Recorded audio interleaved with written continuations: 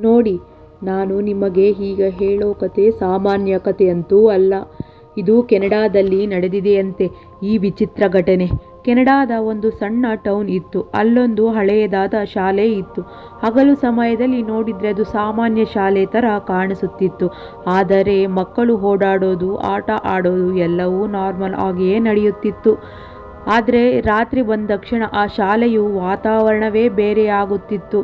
ಜನರು ಹೇಳುತ್ತಿದ್ದರು, ರಾತ್ರಿ ಅಲ್ಲಿ ಏನೋ ವಿಚಿತ್ರ ಘಟನೆ ಆಗುತ್ತಿದೆ ಅಂತ. ಮೊದಲಿಗೆ ಅದನ್ನು ಯಾರೂ ಕೂಡ ಸೀರಿಯಸ್ ಆಗಿ ತೆಗೆದುಕೊಂಡಿಲ್ಲ. ಆದರೆ ಒಂದು ದಿನ ರಾತ್ರಿ ಆ ಶಾಲೆಯಲ್ಲಿ ಕೆಲಸ ಮಾಡುತ್ತಿದ್ದ ವಾಚ್ಮ್ಯಾನ್ ಕಾವಲು ನೋಡುತ್ತಿದ್ದ. ಸಮಯ ಸುಮಾರು 11 ಗಂಟೆ. ಅವನು ಕಾರಿಡಾರ್ನಲ್ಲಿ ನಡೆಯುತ್ತಾ ಹೋಗುತ್ತಿದ್ದಾಗ ಮೇಲಿನ ಮಹಡಿಯಿಂದ ಕಾಲಿನ ಹೆಜ್ಜೆ ಶಬ್ದ ಕೇಳಿಸಿತಂತೆ.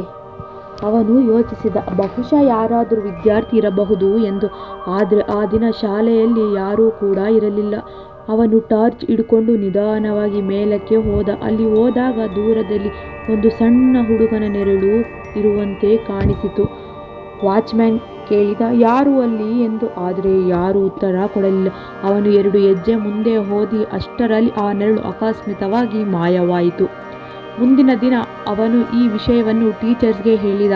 ಅವರು ನಕ್ಕು ಹೇಳಿದರು, ನಿನಗೆ ತಪ್ಪಾಗಿ ಕಾಣಿಸಿಕೊಂಡಿರಬಹುದು. ಆದರೆ ಕೆಲ ದಿನಗಳ ನಂತರ ಇನ್ನೊಬ್ಬ ಸಿಬ್ಬಂದಿಗೂ ಕೂಡ ಇದೇ ಥರ ಅನುಭವ ಆಯಿತು. ಅವನು ಕೂಡ ಹಳೆಯ ರಾತ್ರಿ ಯಾರೋ ನಡೆಯುವ ಶಬ್ದ ಬರುತ್ತದೆ. ಈ ಸುದ್ದಿ ನಿಧಾನವಾಗಿ ಊರಿನಲ್ಲಿ ಎಲ್ಲರಿಗೂ ತಲುಪಿತು. ಕೆಲ ವಿದ್ಯಾರ್ಥಿಗಳಂತೂ ಭಯ ಬಿದ್ದು ಶಾಲೆಗೆ ಬರುವುದೇ ನಿಲ್ಲಿಸಿದರು. ರಾತ್ರಿ ಕ್ಲಾಸ್ ರೂಮ್ನಲ್ಲಿ ಯಾರೋ ಕುರ್ಚಿ ಸರಿಸುವ ಶಬ್ದ ಬರುತ್ತದೆ ಎಂದು ಕೆಲವರು ಹೇಳಿದರು. ಕೆಲವೊಮ್ಮೆ ಕಿಟಕಿಯು ಹತ್ತಿರ ನೆರಳು ಕಾಣಿಸುತ್ತದೆ. ಇದರಿಂದ ಜನರಿಗೆ ಭಯ ಶುರುವಾಯಿತು. ಶಾಲೆಯ ಹತ್ತಿರ ದೊಡ್ಡ ಕಾಡು ಕೂಡ ಇತ್ತು. ಸ್ಥಳೀಯರು ಹೇಳುತ್ತಿದ್ದರು, ಆ ಕಾಡಿನಲ್ಲಿ ರಾತ್ರಿ ಹೋಗಬೇಡಿ, ಅಲ್ಲಿ ಕೆಲವೊಮ್ಮೆ ವಿಚಿತ್ರ ಶಬ್ದಗಳು ಬರುತ್ತವೆ.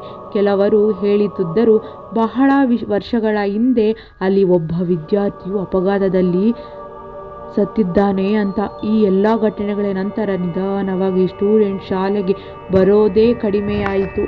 ಟೀಚರ್ಸ್ ಅಂತೂ ಕೆಲಸ ಬಿಟ್ಟು ಹೋದರು. ಕೊನೆಗೆ ಆ ಶಾಲೆ ಸಂಪೂರ್ಣವಾಗಿ ಮುಚ್ಚಲ್ಪಟ್ಟಿತು. ಇಂದು ಕೂಡ ಆ ಕಟ್ಟಡ ಅಲ್ಲಿಯೇ ಇದೆ. ಮಾರ್ನಿಂಗ್ ನೋಡಿದರೆ ಅದು ಸಾಮಾನ್ಯ ಹಳೆಯ ಕಟ್ಟಡದಂತೆ ಕಾಣಿಸುತ್ತದೆ.